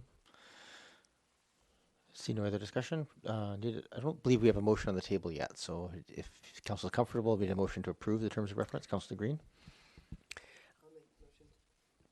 I'll make the motion to approve. Second. Moved and seconded. Any further discussion? All those in favor? Opposed? None opposed. Thank you very much. And thank you, Ms. Varela, for filling in for Mr. Jones.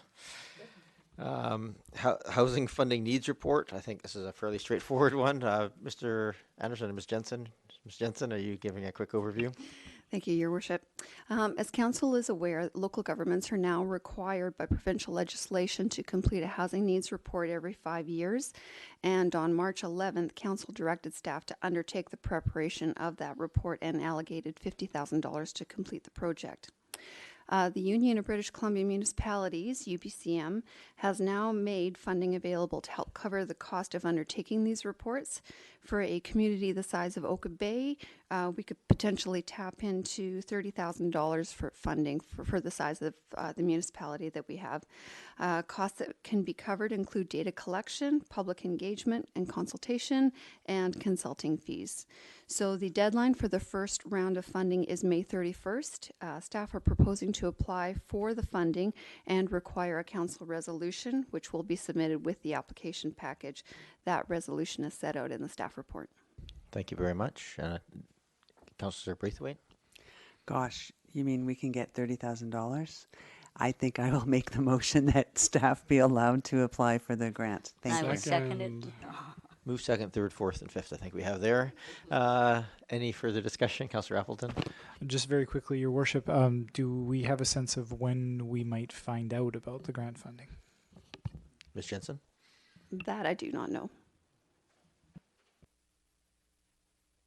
I will I want to just thank staff as well. When this request for early funding came, staff made a point of pointing out this grant was likely to be available and incorporated that as part of their recommendation. So it's nice to see it coming true, even a slightly higher amount than originally discussed. Was there another, Councillor Zelka? Thank you, Chair. On the bottom of page 1 of the report, last paragraph dealing with analysis, there's some suggested organizations where data collection and public engagement and consultation will occur. I wanted to suggest that list be expanded and continued to include School District 61, plus also the CSF, the French School Board, as I do know both of the organizations are quite interested in housing with respect to their employees. They're having trouble finding housing for their teachers. Thank you. Thank you for that comment. All right, we have a motion on the table. Anybody further discussion? All those in favor, opposed, none opposed. Thank you very much. Item number 14, we have new business and verbal reports. Is there any new business? All right, the CRD, okay, make sure I make eye contact. CRD, there's a few things, just all of the audited financial statement review process is now complete. The wastewater treatment budget increase of 1.4% or $10 million was approved. As mentioned earlier, there's a new monthly decision dashboard approved going forward to try and make the decisions a little more easy to understand, as well as the Horizon report piece on in-camera that was more procedural. There is a request for expressions of interest process has been moved forward. This is for treating organics locally. Currently a lot of them in the region are being shipped or up and down the island or to the mainland. So looking at options for that to bring that forward. There is a short-term plan, not necessarily a long-term plan, for the disposition of the biosolids from the secondary treatment plant. So that plan is getting close. Something that's going to be coming to this table shortly is the Royal McPherson Theatre Society funding formula has been approved in principle for second reading at the board table, so that'll come here for our consideration. That requires 2/3 of the funders to approve the changes, so we'll have our chance to say that at the time. It doesn't change the financial amount, but it changes the formula and the maximum allowed to be paid. Procedurally, it will come here for approval. If it gets 2/3 approvals from the 3 owners of the Royal, then it would go to the province for their approval of that funding, which is expected to happen, all of that, hopefully by the end of this year, probably for a 2020 or possibly 2021 funding year. It's a bit of a slow process at the province. That's my update for the CRD. Any verbal reports from members? Why don't I start at one end and go around if that's okay? Councillor Appleton, are you anything to add? Okay. Councillor Braithwaite? Yes, just one thing. I was lucky enough to go to the presentation ceremony for the BC Achievement Community Award and see our own Margaret Litkey receive her award, and it was great. It was really well attended, and it was just really lovely to be included, and it was nice to see her get her award. So that's all. For a great volunteer. Thank you, Councillor Braithwaite. Councillor Green? I attended today at the Victoria Conference Centre because our own Oak Bay Tourism Committee had a booth there, and it was absolutely packed. And there was a lot of buzz around our booth for Oak Bay Tourism. So it was very well attended, and they were pleased that people were popping by, and they were right, left, and center. So it was an amazing place to be today. Thank you. Thank you, Councillor Green. Councillor Nate, nothing. Councillor Patterson? Thank you, Mayor. I had the opportunity to attend the BC Heritage Conference in Nanaimo, May 9th through the 11th. So just a few highlights of that for my council members around the table and for members of the audience. There was, of course, we kicked off with the announcement that the Ministry of Natural Resources contributed $500,000 to the Legacy Grants Program. So that puts the BC heritage on much better financial footing. And the conference was quite interesting. It focused on information that was compiled from last year's surveys, and the Heritage Commission in Oak Bay, their members did participate in the survey, and one or two of them went to the workshops that were held in 26 communities across the province. And it was really to test the waters on changes in heritage concepts. Some key points that arose out of it. Heritage is tied to the land and needs to be inclusive to all people's heritage. Heritage is what matters to the community. And that there needs to be greater representation from other than expert voices, recognizing the value and contribution of passionate volunteers in contributing to programs throughout the province. Certainly, a major topic was adaptation to the impact of climate change and how we will deal with that. Recognition that the Conservation Act and Local Governance Act legislation are outdated to changed references of heritage. And certainly BC Heritage administrative people are looking for the municipalities to be the voice on that, just in case we're looking for more work. But certainly that will come about very slowly. And on just a point of interest to Oak Bay residents, there was commendation for Oak Bay's Prospect Place Heritage Conservation Area process. And I don't want to take any personal claim to advancing this. The speakers were, it was very quick. There was limited time, so it wasn't like I got to do a great formal presentation. And since I didn't participate in the process, it was somewhat difficult. So I was happy to not have to say too many remarks, but I was able to share comments that, and I must thank our mayor and district staff and residents, Michael and Karen Prince, who shared material with me, gave me some bullet point comments, and those certainly went over well, especially at breakout sessions, coffee breaks. The attendees really liked the Prospect Place poster. There were mayors and councillors in attendance who liked the remarks from the mayor. And so generally it was just really helpful to have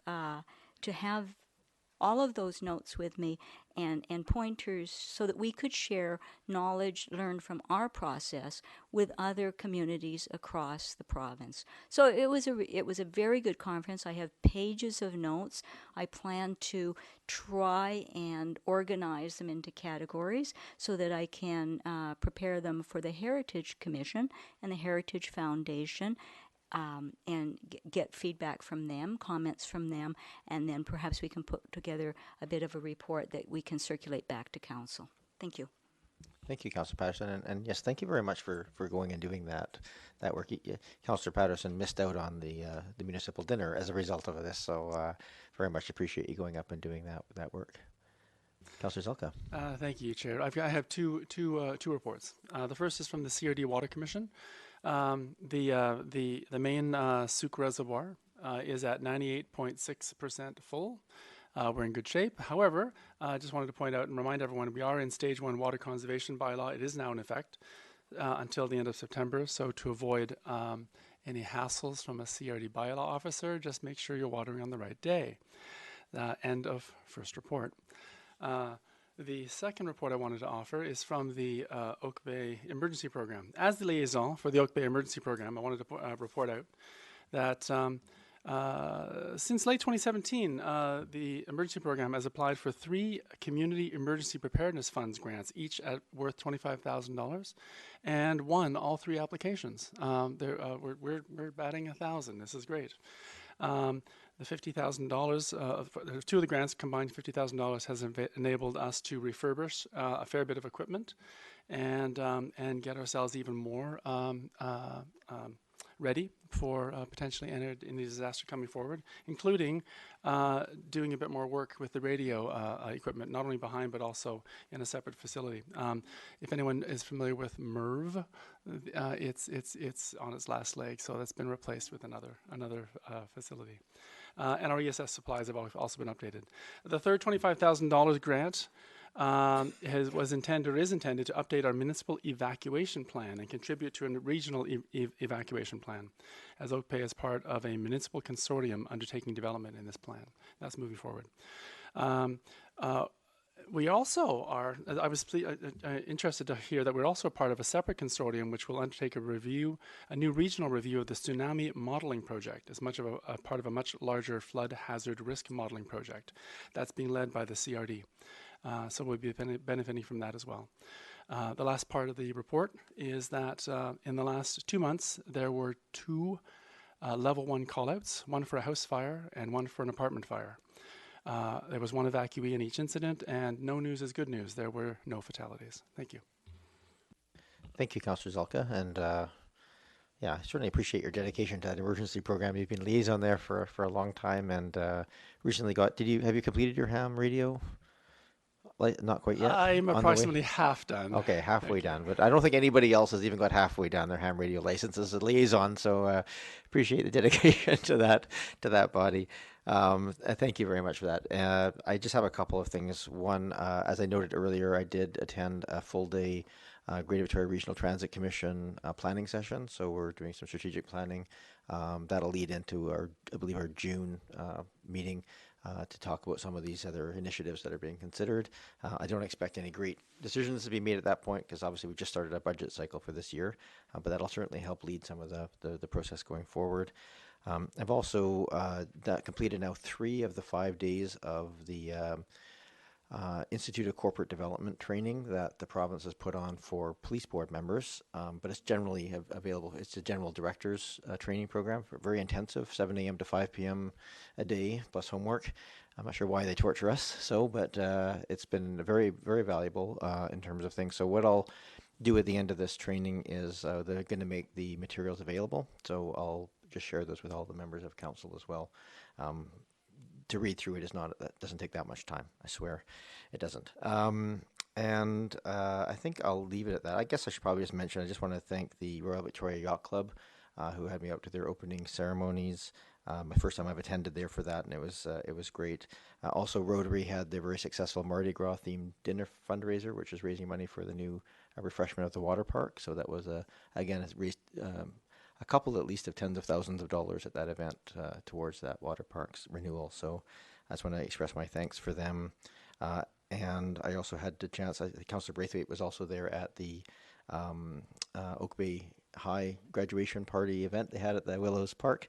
And last but certainly not, well, actually definitely least, I did participate. Mayor Helps in Victoria challenged the mayors to run in the Times Colonist 10K, and against my doctor's advice with my poor knees, I hobbled through it. So I survived that experience as a representing Oak Bay as best as I could.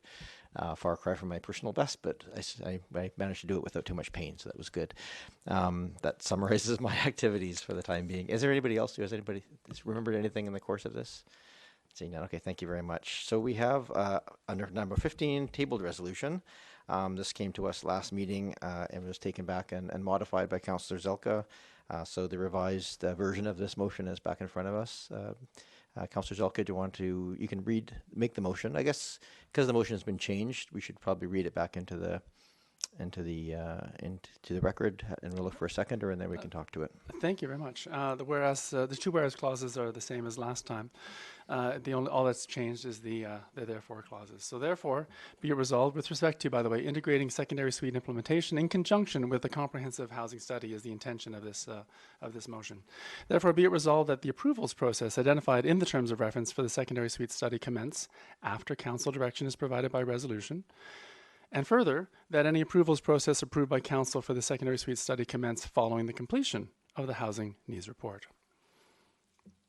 Okay, thank you. And this was an attempt to try and align as a resolution what was in the staff report and talked at the table. So appreciate the efforts here. Is there a seconder for the motion? I'll second. Moved and seconded. Councillor Zelka, anything you want to add to this? Yes, I want to thank all the members of council who offered wording changes and suggestions. And what's presented before you is an amalgam of a number of ideas.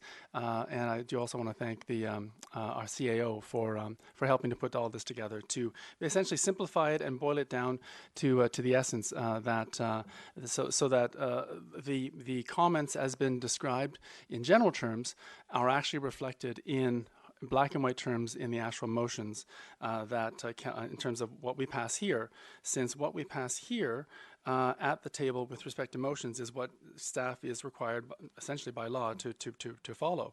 An opinion is not necessarily something that staff will follow. They follow the motions that we pass. So if upon close reading of the previous motions, unfortunately, we actually gave approval to proceed. So this is just to rectify that one small piece to make sure that council essentially stays in control. Okay. Councillor Braithwaite? Thank you, and through you, Mayor Murdoch. It's hard to vote against this, but I honestly do really feel that we've already agreed to do this. It's just reiterating what staff already understands that we're supposed to do. So I'll vote for it, but I don't really see the need for it personally. So, but thank you. Councillor Ney? I guess just my question is, I agree with Councillor Braithwaite, but why are we not just, I mean, if the concern is that there was a lack of explicitness in the minutes, as I'm understanding, the March 11th minutes, why did we not just amend the minutes? Why did we go to this trouble of a motion? That's to Councillor Zelka. If I may. As I mentioned last time, I did not notice it at the time. It's actually not. It's the motion that probably should have been a change, but the motion was already made, so it was kind of too late. The minutes did capture the motion accurately, and it was the discussion that sort of captured the nuance. This is essentially just to capture the nuance and make it official. That's all it is. I see it as a housekeeping piece going forward. And also the fact that we, after the election, we have a new council, and just wanted to make sure that the previous council's approval could at least be voted on by this council specifically. Thank you. Okay, thank you. I too don't, I think it's probably unnecessary, but hard to argue against it. And I think it probably speaks to our I'll try and do a job as chair to make sure that we codify our comments into motions. And one of the reasons that we have the notice of motion process is to make sure that we're making those in a clear way and give us time to think through them. So I appreciate that. Councillor Appleton?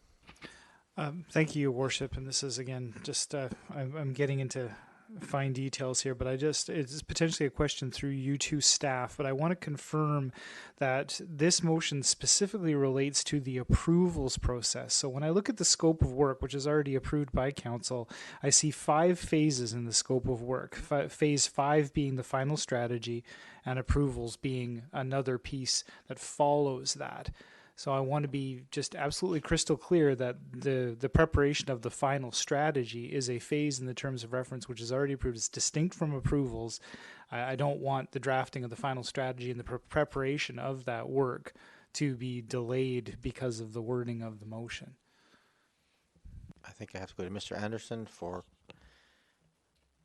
Yeah, through you, Your Worship, that's the understanding, yes, that the approvals is separate from the final strategy, and we're really speaking to the approvals following the strategy piece.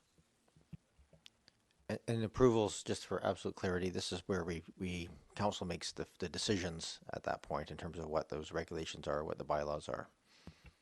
Yes, and staff would be bringing information forward for that process to unfold as well.